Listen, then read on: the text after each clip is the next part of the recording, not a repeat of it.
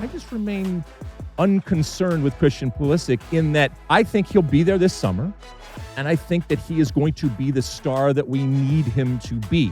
Johnny's problem has always been what he does when he gets to the U.S. men's national team. If you come in and you kick ass for me at the international level for the U.S. team, I don't care. But that has not been the case. All right, Stu, look, I get it.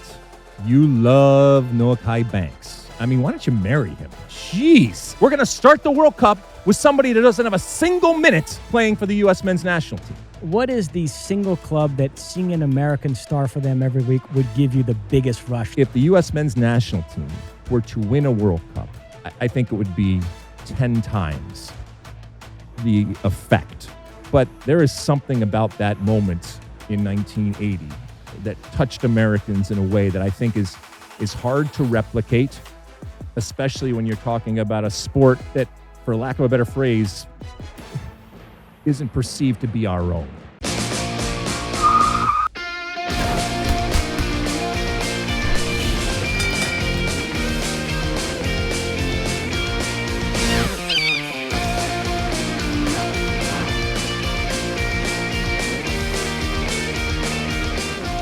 Hello, sunshine.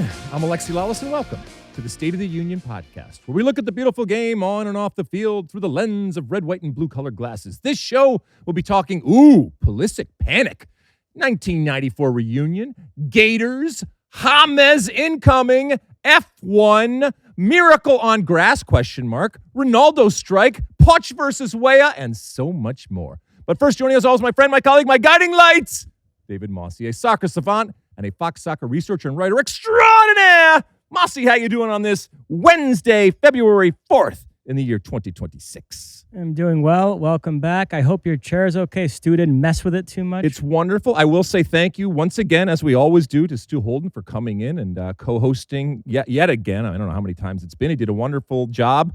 I listened to the show on my way back the other day. Oh, by the way, before we do that, for those that are watching the show, if you see my sweatshirt here from Lexington SC, all right? Thank you so much for sending this out. Obviously, an affinity given my name. A lot of people in my life call me Lex, including my mom, who we know is an avid listener to the show. So this spoke to me when I saw it over the holidays, and I reached out on the old Twitter or X machine over there and immediately got a DM. And they were nice enough to send me off this thing that says Lex for those that aren't watching here. So thank you for spreading the brand.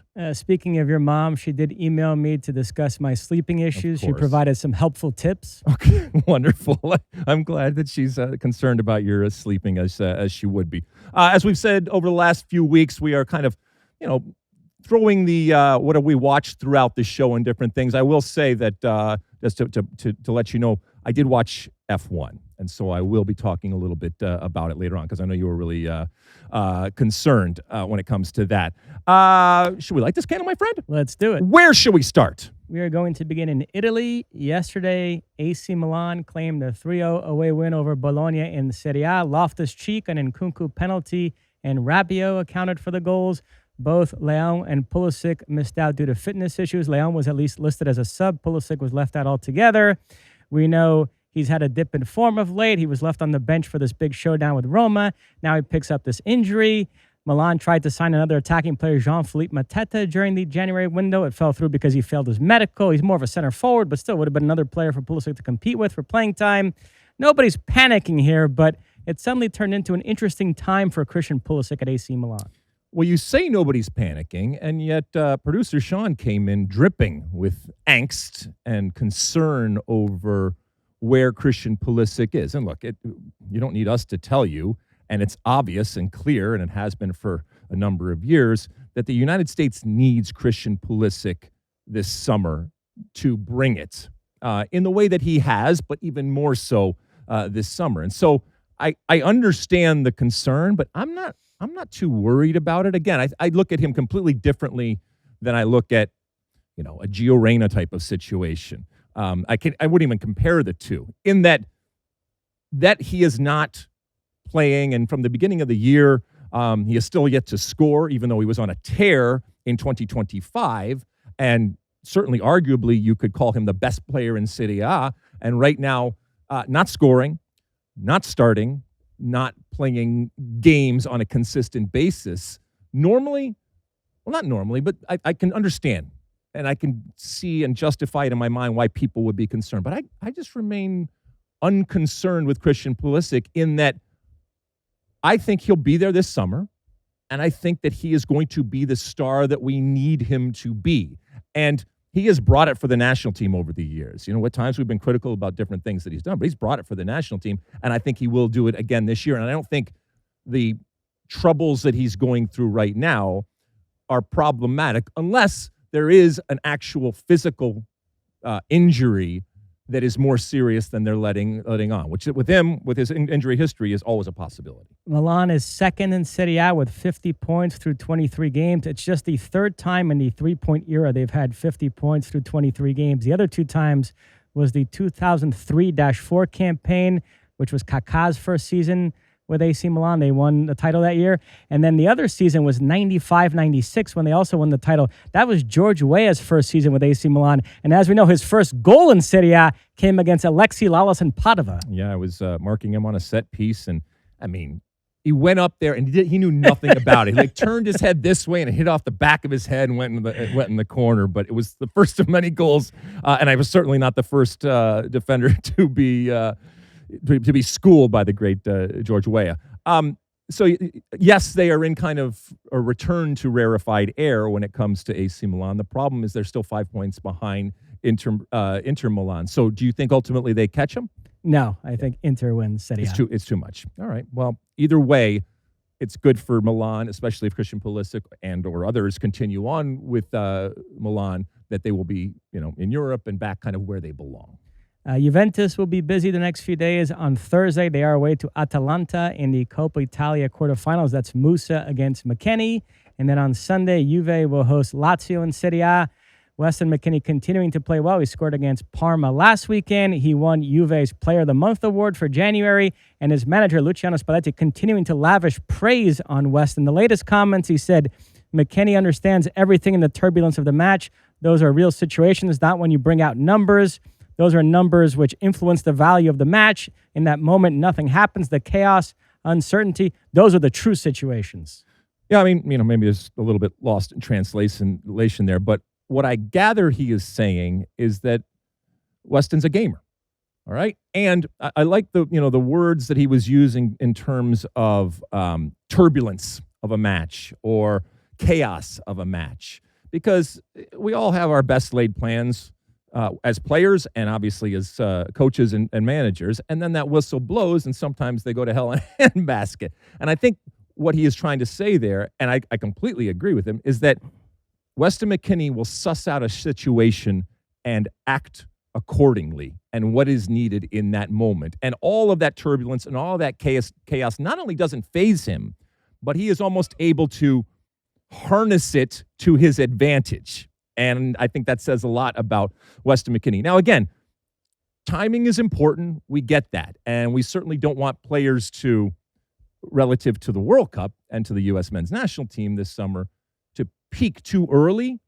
But this continues to be just a wonderful season for Weston McKennie. And what you're hoping is that this is just shades of what is to come next summer, as opposed to who we just talked to when it comes to Pulisic, who I think is still going to come out of it.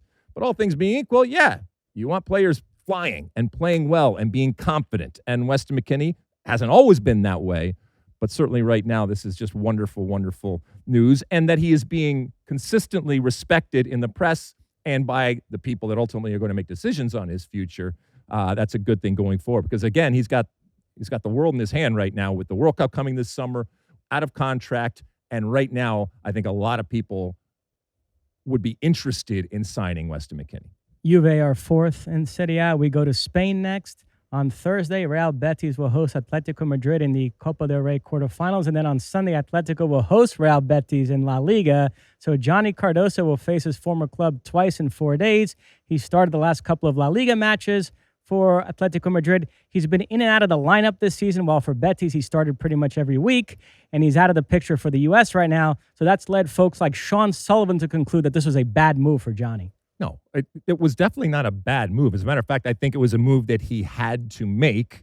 I think Sean's point was he was already in the same league playing not just well, but you could argue better than he is playing right now. But this was certainly an upward trajectory in terms of the move. I think he had to do it not for the World Cup, but just for his career and what he was doing. But the problem is, Johnny's problem has always been what he does when he gets to the U.S. men's national team. And that continues to be the problem. So that he has struggled this year in this transition and this move, I don't see that as changing anything. Mauricio Pochettino still says, well, look, whether you're playing well or not playing well at your club team, I'd like you to play well, but even if you're not, if you come in and you kick ass for me at the international level for the U.S. team, I don't care. But that has not been the case when it comes to something like Johnny. So I don't think that this changes Pochettino's perspective on this player, whether he's playing well, or whether he's playing at all, unlike some other players, because ultimately all that matters is when you get into camp. By the way, as you know, I checked the comments after some of our pods. You do? Why? And there was a recent episode in which one of the comments was that we mentioned Sean Sullivan's name too often. Nobody cares about Sean Sullivan was the... Really? Well, I care about Sean Sullivan, and I will mention his name as many times as I see fit, all right? What? I mean, who's got time to do that? Like, that was his big worry? If that's the worst problem we got on this show, then we're going to be fine. We go to Germany next. This upcoming weekend in the Bundesliga, Mainz will host Noahkai Banks and Augsburg. Now, I've always suspected that you and Stu don't actually like each other, and that feud finally erupted on Monday. Stu was here. I asked a harmless question about the fact that he seems to rate Noahkai Banks higher than you do, and this was Stu Holden's response. I am convinced, first of all, that Alexi Lalas has never seen Noahkai Banks play, because I remember when I came on this podcast and I said that I felt that Noahkai Banks could be one of these players that would potentially come out of nowhere and make the World Cup roster. And he was in camp, but he didn't play. He doesn't have a cap. And Alexi came on your very next pod, and he took a shot at me when I couldn't even defend myself. And he just tore my prediction to absolute shreds, that I was insane to even think that Noahkai Banks could be on the World Cup roster. Well, fast forward now, and I know my boy Dougie Mack is with me on Noahkai Banks here, but Noahkai Banks has started 8 straight games and played 90 minutes in all of those matches for Augsburg. He goes with a yellow card suspension and misses the Bayern Munich match, and guess what? Right back into the lineup for another 90 minutes, playing as a right center back, playing incredibly well. He has great size. I know he's 19 years old, but his experience that he's picking up right now at such a high level, he has a lot of tools that I don't see anywhere else in the center back pool. All right, Stu, look, I get it. You love Noahkai Banks. I mean, why don't you marry him? Jeez. I mean, look, I over the last couple of years, because we've talked about him over the last couple of years, and Stu obviously is 100% behind this player. Now, don't get me wrong. I love the fact that we have a center back who is doing this on a consistent basis. But more importantly, relative to the national team, again, to Stu's point, when we started talking about him, he was 18. Now he's 19. All right? Hasn't featured for the U.S. men's national team. Oh, and by the way, Stu, your friend Mauricio Pochettino just recently said that we are going to treat the March window as if it's the start of the World Cup. So we're going to start the World Cup with somebody that doesn't have a single minute playing for the U.S. men's national team. I don't think that that's ridiculous. I don't think that's off base for me to be wary of that or me to be skeptical of that actually happening. Look, if it happens and Mauricio Pochettino believes that this is what's best for the team going into the World Cup, fine. No problem. But I think it's completely sane for me or anybody else to say, no, it's not happening at this time. Might happen in the next World Cup, and that would be great. But especially with this March camp coming up, where we just said it's going to be, if you don't get called into the March camp, I don't think you're going to the World Cup unless you're hurt. And then if you do get called into the March camp, it's going to be as if that first game, this is according to Pochettino, now he might do something different, but according to Pochettino, it's as if the World Cup just started. So I want the best 11 playing in whatever formation it is that you believe we are going to play in the World Cup, which evidently you're starting in March. And so I don't understand what leads Stu or others to believe that Pochettino is going to have this player that he nobody has seen before actually play for the U.S., not only be there, but in many cases, starting.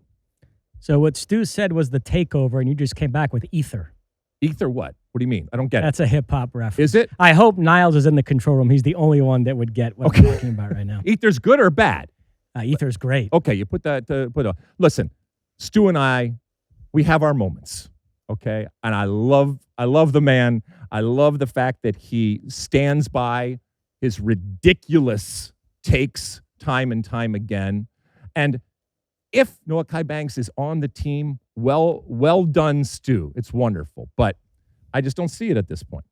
But I'm excited about Noahkai Banks. Don't get me wrong. I'm not crapping on Noahkai Banks or anything. This is a good thing. Starting consistently over there for a young player is a good thing for the future. But all right. Also in the Bundesliga this upcoming weekend, Borussia Mönchengladbach will host Leverkusen. It's interesting because late last year, Gio had a nice run of starting regularly for Gladbach, and he had that terrific November window for the U.S., played great against Paraguay. So I thought the stage was being set for a Gio Reyna versus Malik Tillman battle for a starting spot with the U.S. But since returning from the winter break, the minutes have dried up for Gio. He's missed the last couple of matches through injury. It's 26 minutes in 5 games. While Malik Tillman's on fire, he played well yesterday in a win over St. Pauli in the German Cup, and then scored 3 goals in the 2 games prior to that, 1 against Frankfurt, 2 against Villarreal. And Stu Holden had neither of them starting because he's now putting Weston McKennie up there. Right. Nevertheless, potentially Gio versus Tillman this weekend if Gio is fit. Yeah, I mean, I think it is a problem for Gio. Unlike Pulisic, who we talked about earlier, Gio is struggling just to return to the national team. Now he had he came back last window, which was wonderful. I think we were happy to see that. But then, unlike Pulisic doesn't have really anything to prove. Okay, doesn't mean that he can rest on his laurels, but Gio has to do something that's going to say, "Hey, look at me! I'm doing good things over here." Malik Tillman had a wonderful summer. Obviously, he's gone through that transition, less so than Gio. But if anybody needs the club situation in terms of playing consistently and playing well, I think it's Gio more than most of the people that we've just talked about here. We go to France next. Big showdown this upcoming weekend. PSG will host Marseille in Les Classiques. That's first against third in Liga. PSG have finally overtaken Lens at the top of the table. These two played recently in a memorable French Super Cup showdown in Kuwait. PSG prevailed on penalties. Marseille, midweek, had a nice 3-0 win over Rennes in the Coupe de France. Tim Weah provided an assist in that one, and I expect him to start here against his former team, PSG. We're going to talk a little bit more about Tim Weah when it comes to the things that he is saying out there publicly. So later on the show, that's a little tease. But I'm glad on the field that things are going well. And relative to that tease, what he does on the field is the most important thing.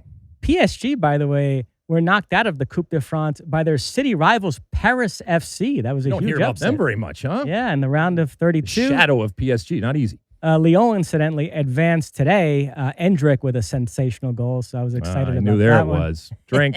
There you go. We go to England next. The Championship, we're going to lump these two together. Coventry will host Oxford. Sheffield United will host Middlesbrough. Coventry and Middlesbrough level on points atop the table. Coventry ahead on goal difference right now. The top 2 gain promotion automatically. So the key is that Middlesbrough are 4 points clear of Hull City, who are third. So both these teams in good shape to be up in the Premier League next season. We know about Haji Wright with Coventry. Yep. One American we don't talk about that often here is Aiden Morris. He's having a terrific season with Middlesbrough. Here's his manager talking about Aiden. He's a very nice player and a very good person to work with. He will challenge you because he looks at the way he wants to play. He wants to be active, always wants to solve things. I love those types of players because he's like, what should I do here? Or what do you think about this? It becomes good talks with him in tactical meetings. Interesting. And this is not relative to Aiden Morris, but that his coach appreciates that. It's a fine line. It's a fine line with players and coaches when you want feedback. Be careful what you ask for, number one. 2, it can just get overbearing at times. Sometimes coaches just wants you to just do it. Just figure it out. I'm glad that that's not the case when it comes here, and that he does appreciate the interaction and the back and forth and what he at least looks at like someone who wants to learn and wants to change. Aiden Morris's problem is that he has yet to really show the quality, again, that he has shown at a club level when it comes to the national team. In a crowded, area with lots of talent and lots of players that can play his position, he has yet to stand out. When you find an Aiden Morris fan, stan, whatever you want to call them, there are none that are more true to Aiden Morris. They love him as a player. Again, I think he's a good player. I just don't think that he has proven that he yet belongs on the national team. And it could be for any number of reasons, but that he is valued and that he is doing well here, yeah, that's a good thing. But he's had his opportunities, and I don't know if this changes the equation. Unlike a Haji Wright, who I think went down and then brought himself back up in terms of the eyes of the national team. We covered the 2020 MLS Cup, Columbus versus Seattle in Columbus. That was the COVID season. Remember, we were there. We took a tour of the new stadium with the owners. Yep. Aiden Morris stepped in for Darlington Nagbe in that match, became the youngest player to start MLS Cup. I remember looking up that stat for John Strong. So, yeah, Aiden Morris is somebody that's been on my radar since then. Okay, where are we going to now? Obviously not all that interested in Aiden Morris. What's... it's not that I don't like the player. Again, it's not Noahkai Banks type of thing, but yeah, I've seen him play, and sometimes people say, "Oh my God, this is the best player I've ever seen." And I just don't see that. It's okay. We can agree to disagree when it comes to players. That's what the part of it is. But I'm not going to extrapolate on something that is pretty simple. If he's such a good player, then he should be playing and starting with the national team. And yet he has not shown me that he can come in and dominate that type of position. So there you go. Staying in England, moving up a level to the Premier League. Leeds, Brendan Aronson and company will host Nottingham Forest this upcoming weekend. Major relegation implications here. These two teams are level on 26 points. Leeds in 16th place, Forest 17th. They're both 6 points above West Ham, who right now are the last team being relegated. Oof. This is the Friday game, right? Yep. Oof. Who do you think wins versus Leeds versus Forest here? Both needing points. I'll go with Leeds thanks to a Brendan Aronson masterclass. That's what I'm talking about. You're a good American. All right. And then the big one in the Premier League this weekend, Liverpool will play host to Manchester City. Keep in mind, Arsenal hosts Sunderland. That's a game they should win. So by the time City take the field at Anfield, they could be 9 points back, which would make it a virtual must-win. They don't have a lot of margin for error right now. Speaking of Arsenal and City, those two we now know will meet in the Carabao Cup final March 22nd at Wembley. Arsenal finished off Chelsea yesterday, 1-0 in the second leg, 4-2 in aggregate. City beat Newcastle 3-1 today, advancing 5-1 in aggregate. So that's tasty. Arsenal City in the Carabao Cup final, and right now they're first and second in the Premier League. Carabao, right? Okay. And am I supposed to care about the Carabao Cup? Incidentally, Liverpool and City, the two teams playing this weekend, have combined to win the last 8 Premier League titles, 2 for Liverpool, 6 for City. You have to go all the way back to Chelsea 2016-17 for the last time somebody other than Liverpool or City won the Premier League title. I think that drought is going to end this season. As you know, I'm bullish on the fact that Arsenal... Well, to your point earlier, I think this, if City doesn't get the 3 points and keep that 6-point distance, then I think there's a problem.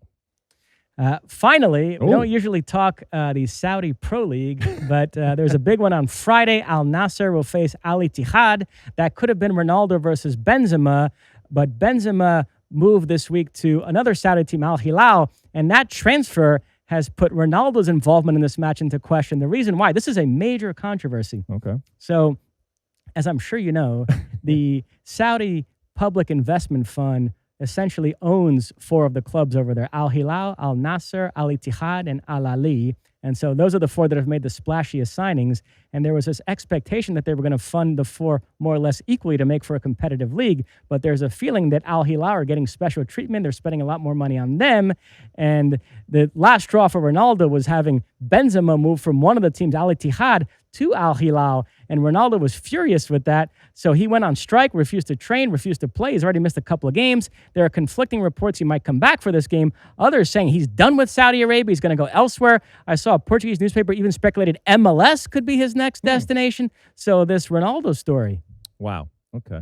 So he's advocating a much more capitalistic type of approach when it comes to the teams, as opposed to just spreading the wealth over the 4 teams, at least at the top. And so he recognizes that if his team doesn't spend money, he and his team are not going to be able to compete with the talent that the other teams are getting, right? Well, no, he wants the money spread out evenly over the 4 teams. He doesn't like that they're spending more on one of them than his. But not his, is what I'm saying. Right. He wants his team Yeah, to... he wouldn't be complaining if he was the team that... Exactly. See, that's what you're... Well, look, rumors of Ronaldo and the possibility of him coming to MLS, especially now given what Messi has done, I think those are to be expected. It would be interesting to see after this summer...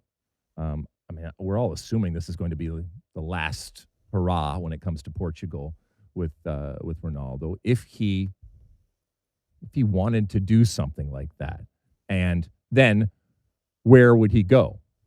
I mean, can you possibly envision? I mean, I've been talking about the way that Inter Miami has gone about their business and this super club-esque type of thing that they have done. I mean, can you fathom a possibility, Mosse, of a Cristiano Ronaldo playing with and alongside a Messi, at least for a year? That would be incredible. Oh my goodness, that would be incredible. Or in MLS just in general, and the history and the rivalry and all that kind of stuff. But I'll believe it. I'll believe it when I see it, because I feel like it would have happened. It would have happened earlier. Who knows? This summer could. I have to say, though, changes. From a Saudi perspective, I don't know if you follow golf, but the whole live thing, that bubble is kind of burst. And they can't have the soccer bubble burst because all roads lead to the 2034 World Cup. So this bears watching. Let's say Ronaldo gets upset and leaves, and who knows what other players might follow him out the door. But I've always said that about, when China was spending ridiculous amounts of money, and Saudi Arabia. And with all due respect to both of those countries, the advantage that the United States and Canada has when it comes to Major League Soccer is that these are destinations that players want for them and their family. They are much more palatable. They are much more enticing than, not for everybody, but for a lot of these players. And like I said, moving themselves, and it's not just themselves, but moving themselves and oftentimes their family to Saudi Arabia or to China.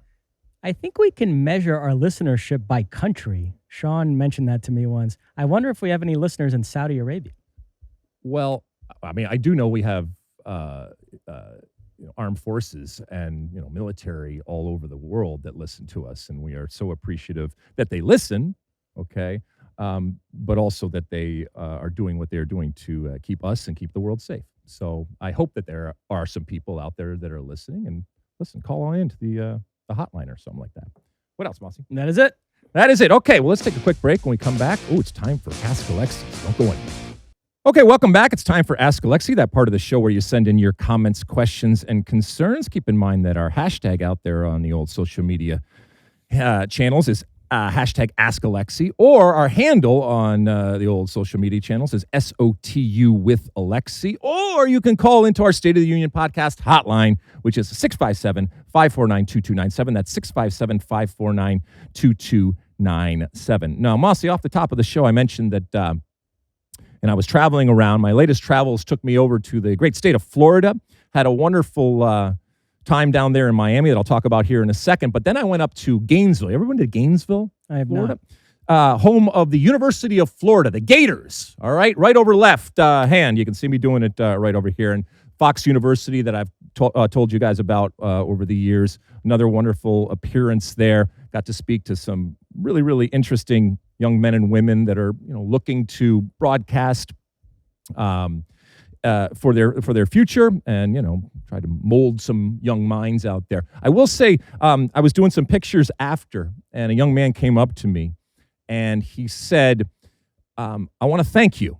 and you, Mosse, and everybody here when it comes to the State of the Union. A number of years ago, as is often the case in the summer when we are doing day after day after day of State of the Unions around a tournament, he had been watching the tournament, and he got so turned on by American soccer and what was going on that he immediately looked for podcasts, and ours came up, and he's been a loyal listener ever since. And so the formula works, and he was just so appreciative of everything that we are doing here, and it just, again, it warmed the cockles of my heart here.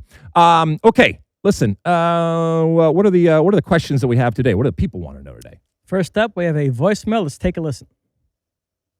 Hello, Alexi, Lalas, hello, David Mosse. This is Andrew calling us from New Jersey. My question is simply, will we ever see a U.S. national team player in their prime play for the likes of Real Madrid, Bayern Munich, or PSG? This is not talking about the youth teams or senior team appearances early on in their careers. I'm curious to know your thoughts. Thank you, gentlemen. Okay, Andrew from Jersey. Thank you for calling in. We appreciate. I think you've called in before. By the way, we got information that I think 60 people from Saudi Arabia listen to the pod. Right? Impressive. Can I lead off on this? Oh yeah, sure. Go ahead. I'm always fascinated by which clubs people pick when they want to convey the pinnacle of the sport. I remember when Pulisic was at Chelsea years ago doing well, Greg Berhalter gave an interview in which he said, if Pulisic keeps going like this, he could end up at a Real Madrid or Barcelona. Right. And Chelsea fans were very offended because the English think playing for a top English club in the Premier League, that's the highest level. How dare Berhalter suggest that they're a stepping stone to something even bigger? I happen to think Real Madrid and Barcelona are the two biggest clubs in the world. So depending on what clubs you pick, I see what Andrew's going for. Right. He's trying to pick who he thinks are the best. And I'm going to amend this question a little bit because I think you and I both feel like you could put a Pulisic or a McKennie on those teams now and they wouldn't look out of place. So an American could play on those teams. But if you made it be the star of those teams, you know, people think that as the U.S. improves as a soccer nation, they've started to produce very good players, but there's another level where you produce a global superstar, an Erling Haaland, the top 5 player in the world, Ballon d'Or candidate, a guy that's starring week in, week out for Real Madrid or Barcelona. And is that something you think we're close to, far away? Will it ever happen? Yeah, I mean, to your point, I think that there are players right now that could play and that could star and consistently start for many of these teams. Now, from an American perspective, or from a Canadian perspective, we know Alphonso Davies went over to one of the teams that Andrew used in his example here with Bayern Munich. I certainly think that other players could do that. Anthony Robinson's been linked with some big clubs. Exactly. So, so some of these. Now, it is the complete upper echelon, and it is the elite of the elite when you're talking about it. And also, to your point, the amount of money that is spent on these teams is relative to the talent that they are bringing and the depth that they have, and therefore the competition. All of that is to say, Andrew, is that I don't think we're far away. And as a matter of fact, I just think it's a matter of one or two of those players getting the opportunity. Now, are they going to be at the level of a Mbappe or a Harry Kane? Or those types of players where it's just recognized that they are arguably the best player in the world for whatever position they're playing. I don't know when that is going to happen, but if and when this starts to happen, it should not come as that much of a surprise, because I don't think that players are that far off. I think oftentimes it's simply a matter of, who's your agent? And who do you know? And who is able to get that job done? And who is able to look past the fact that it's an American player? And that is a thing. I'm telling you, it is a thing. But, hopefully we see it. A lot of times, as I've said before, I'm sitting here today because of the World Cup. And when you do it in front of the world, your cachet increases and the opportunities that you have and the level of opportunity that you have increases. So, who knows? Maybe after this summer, somebody comes in and says, we want that player. Not because he's American, but because he's a damn good player and we think he can start for one of these elite teams, and he just happens to be American. A lot of people think Gio reacted the way he did in 2022 because he felt like with a good World Cup, he could have potentially ended up at like a Real Madrid or Barcelona. Sure. Now, let me ask you this. Mm-hmm. What is the single club that seeing an American star for them every week would give you the biggest rush? Like, wow, we really made it. I can't believe there's is it Real Madrid? Yeah, it's Real Madrid. Yeah. Yeah. And from a German perspective, obviously it's Bayern Munich. From a Spanish perspective, it is, Real Madrid and Barcelona.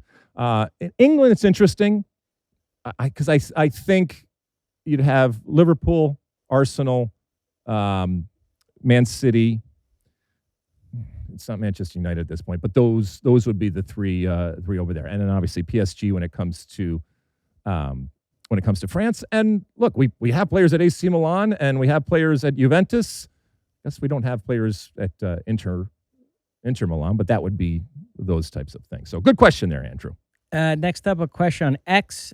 Jason Heldman. He says, watched Miracle last night. Great show. How would you compare the U.S. men's national team winning the World Cup this year to the 1980 Olympic gold in hockey? If you listen on Monday, that was my What Are We Watching? I saw this documentary on Netflix. I thought it was terrific. Yeah. Miracle, the boys of 80 over there on Netflix. If you haven't watched it, definitely 2 thumbs up. It just gives you a wonderful pride that transcends the actual sport that this documentary is about. And really, that's what that moment was about. You talked about the underdog element of it, the situation culturally and where America was at that point. Obviously, the politics playing against someone like Russia and what Russia represented, or Soviet Union, what they represented back then. I remember it, even though I was only 10 years old. It resonated for all Americans, and it was just a wonderful moment for our country. And I would hope that something like that happens this summer. Now, to his question, the U.S. men's national team, as we know, has never won the World Cup. And let's just equate winning a gold with the World Cup. I know the U.S. plays in Olympics too, but has never won a World Cup. Some people sometimes forget that 20 years before the 1980 gold medal, the U.S. had won. And the U.S. is always around. I think at the point of the 1980 Olympics, the U.S. was ranked 7th. But obviously, the Soviet Union was dominating. So I think if the U.S. men's national team were to put together a run and the soccer gods smiled upon us in a way historically we've never seen before, and the U.S. were to win a World Cup, I think it would be 10 times the effect. And this is why. As I mentioned, never been done before. Again, the parallels are there, being in a home country and the political situation and all the stuff that's going on. But I say it would be bigger because I think it would be bigger around the world. People in China or Brazil or Senegal or wherever, they didn't give a crap that the U.S. Olympic team won in 1980 in hockey. This would be news and would be stunning globally. And so that's why I think it would be bigger. Now, domestically and at home, yes, I still think it would be big, but there is something about that moment in 1980 that touched Americans in a way that I think is hard to replicate, especially when you're talking about a sport that, for lack of a better phrase, isn't perceived to be our own by a lot of Americans out there. But I'm here for it, from your lips to the soccer god's ears, if that were to happen. And we have another Winter Olympics starting this week in Milan. The opening ceremony is at the San Siro. Ooh, okay. All right. Anything else? Another question on X, James Handel. James Rodriguez, good or bad move for MLS? As I'm sure you've seen, there are reports Minnesota United are considering signing James Rodriguez. So James is this incredible enigma, right? Who, when he puts on that Columbia jersey, becomes a completely different player. And not just a completely different player, but world class. So last couple of days, rumors started to fly about the possibility of James going to the Loons up there in Minnesota. And, James is posting from private planes and, people are saying that there are ongoing negotiations. As we are here right now, nothing has been announced or finalized. I'm not because there were people, as soon as they heard this, were really down. And I know that there is a real insecurity when it comes to MLS about being seen as a retirement league and being seen as doing things only for marketing and attention. So really, the devil's in the details on this. If this proves to be true, and if it is a short-term type of situation, because we know James wants to play with Colombia this summer. And by the way, Colombia, a lot of times people ask me, who would you pick that hasn't won a World Cup yet? I always go to Colombia. Anyway, so I think they have a really good chance. So he wants to be a part of it. So if you can harness his motivation for playing this summer in a short-term capacity, and you don't have to pay a whole lot, I think it's good. I think it's, take a flyer on it and see what happens. The Loons in Minnesota, they could use some attention and they could use some sizzle, and this certainly is not at the level of a Messi by any stretch of the imagination, but I don't think that this is a bad move.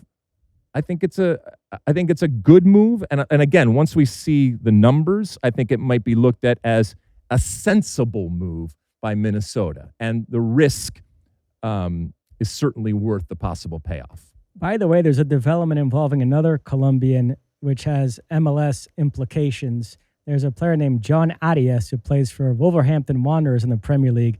Very good player. He helped Fluminense win the Libertadores in 23, helped them reach the Club World Cup semis in the summer of 25, and then he got sold to Wolverhampton Wanderers. And Fluminense included a clause in the deal that if he gets sold back to any Brazilian club, they have the right to match that offer. And so lo and behold, Palmeiras have offered 25 million euros for him. Wolverhampton Wanderers accepted it, but now Fluminense got a right to match that offer if they want. And why I'm bringing this up, Fluminense have said they're still debating it. If they decide to match that offer and sign him, they would then not have enough money to sign Boanga. So that would blow up that deal. Denny Boanga would stay with LAFC. Wow. So keep an eye on that development the next day or two. A lot of stuff going on.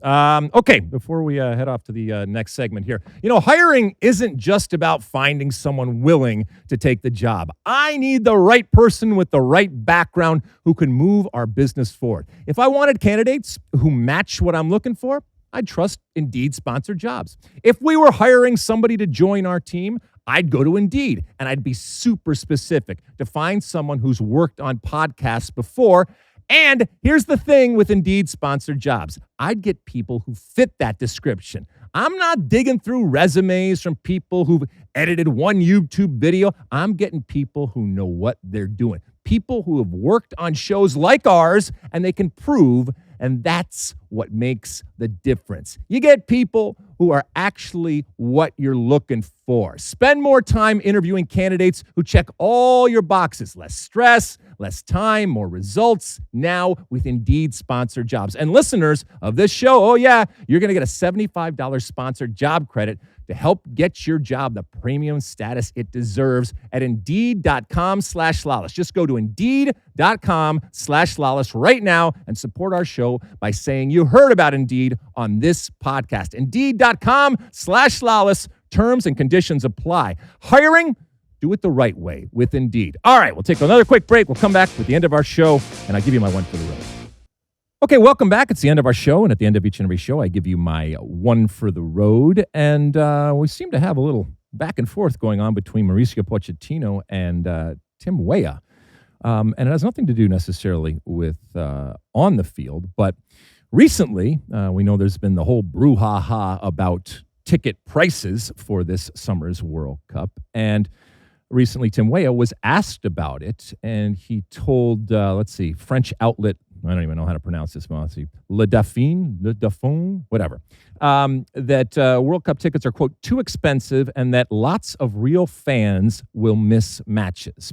Well, Mauricio Pochettino was asked about this comment from Tim Weah and said that he should be, in this case, Tim Weah, should be focused on the field and to leave questions to FIFA, saying we are not politicians. It's not up to us to provide our opinion. Now, over the years, I have kind of cringed when I hear the whole stay in your lane, because what I find is that people get bent out of shape and therefore at times very hypocritical when it comes to who they want to stay in the lane and who they will accept veering out of their lane. I don't want, whether it's Tim Weah or anybody else, having their opinions squashed. I want them certainly to have the freedom to express that opinion, even if I may at times vehemently disagree with, I'm not saying this one in particular, but in general, if somebody has an opinion, I will still fight to my last breath to enable them to express that opinion, even if it is, quote unquote, outside of their lane. I mean, we saw Mosse a couple days ago, Billie Eilish, get on stage at the Grammys and, talk about what's going on up in Minnesota. And, people were, she was saying, nobody is illegal on stolen lands. And people came down on her for what she said, but also that she had the audacity to, quote, get out of her lane. I have no problem with what Tim Weah said, but I also recognize that Mauricio Pochettino knows that all that matters for him in terms of doing his job and earning his $6 million a year is that this team does well.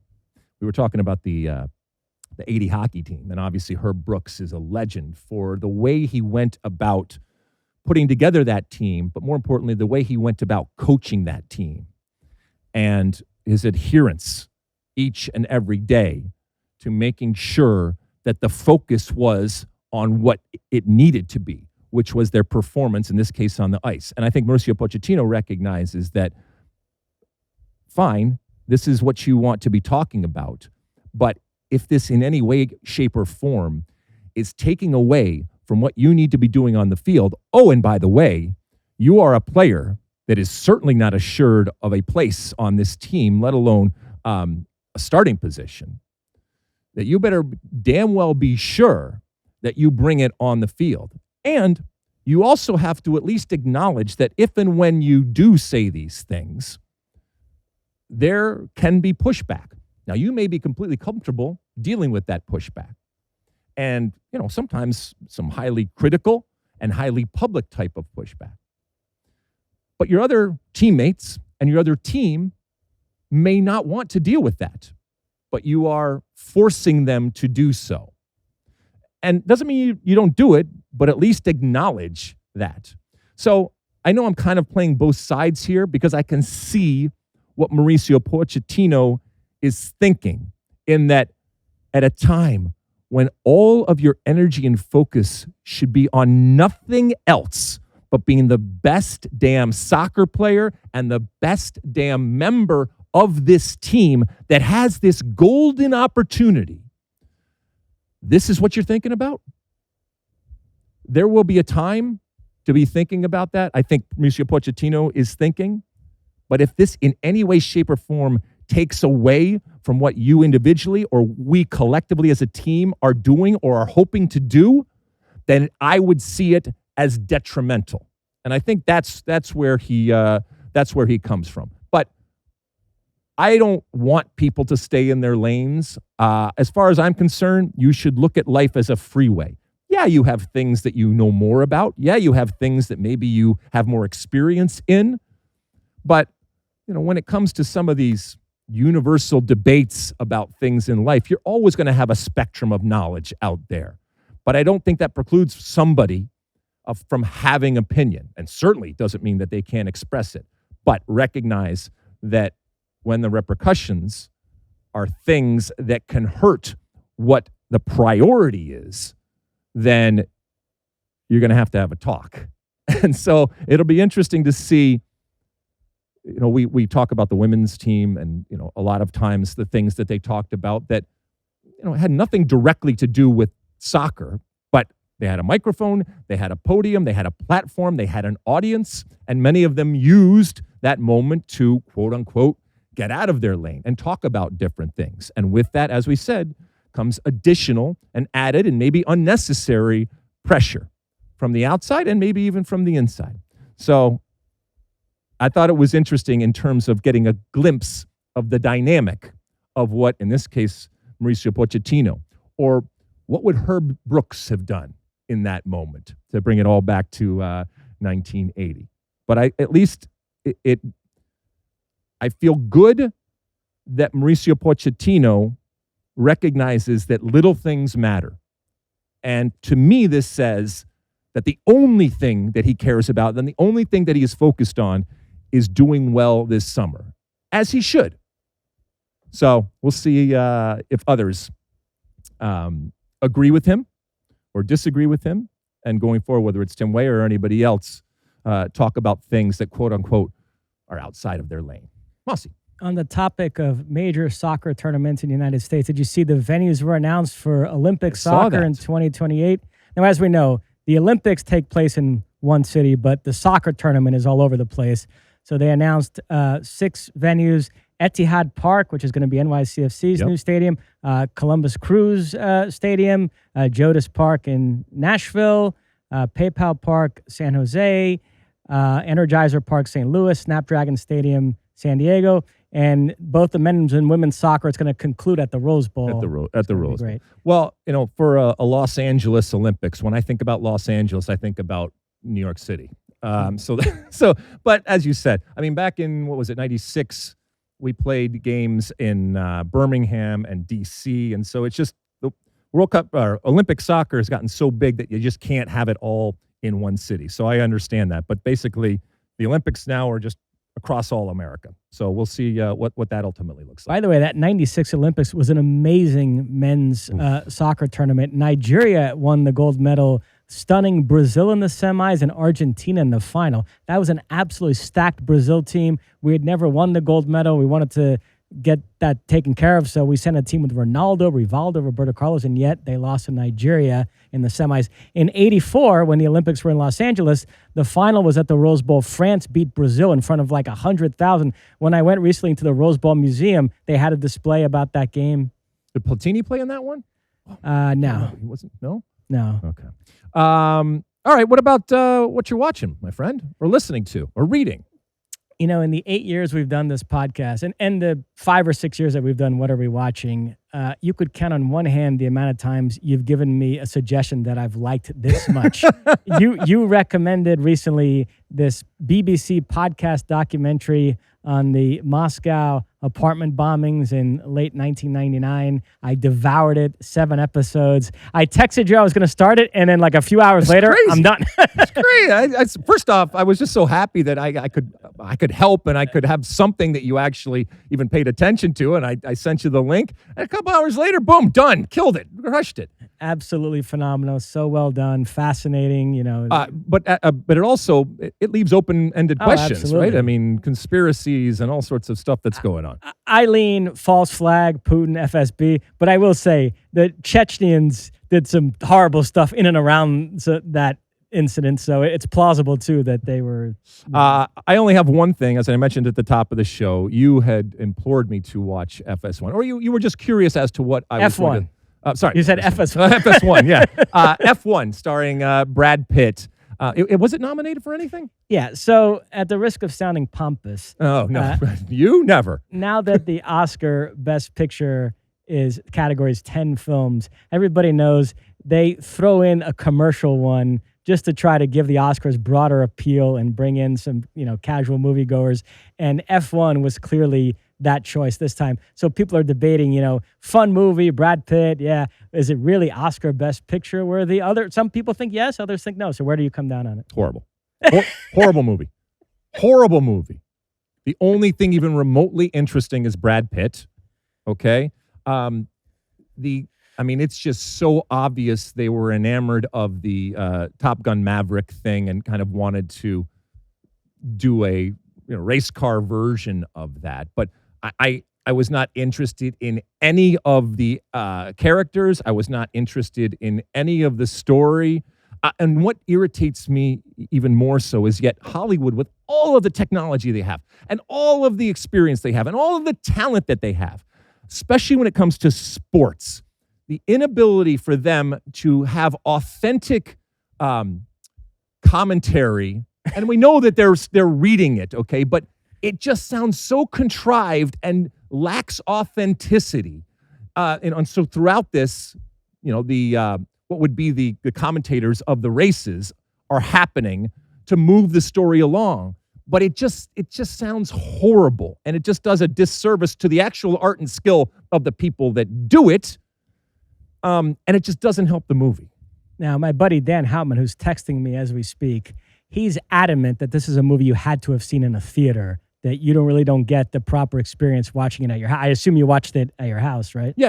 I watched it. So that would be his argument, but I don't know. No, I feel like in this day you would at least have liked it somewhat. In this day and age, I don't think that you can say, you can make that, you have to have this or qualify it. Oh, but you got to watch it here, or you got to watch it with this volume or this type of, no.